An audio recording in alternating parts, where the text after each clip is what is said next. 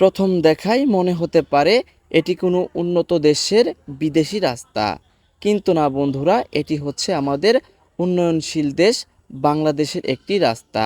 আর এই রাস্তাটি অবস্থিত ময়মনসিংহ বিভাগের অন্যতম জেলা শেরপুরে অবস্থিত।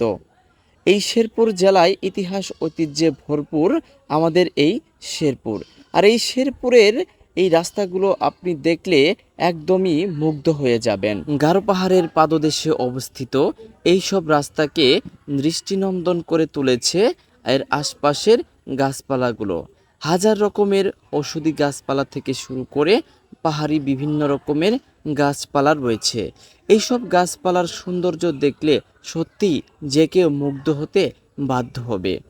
তাই বন্ধুরা, আপনারা যদি পর্যটন কোনো কেন্দ্রে ঘুরতে আসেন, যেমন মধুটিলা ইকো পার্ক, গজনি, এসব পর্যটন কেন্দ্রে আসলেই কিন্তু এই দৃশ্যগুলো দেখতে পারবেন। তাই দেরি না করে যে কোনো সময় আসতে পারেন আমাদের এই শেরপুর জেলায় ভ্রমণ করতে। তাই আজকের মতো বিদায় নিচ্ছি। ভালো থাকবেন, সুস্থ থাকবেন। আল্লাহ হাফেজ।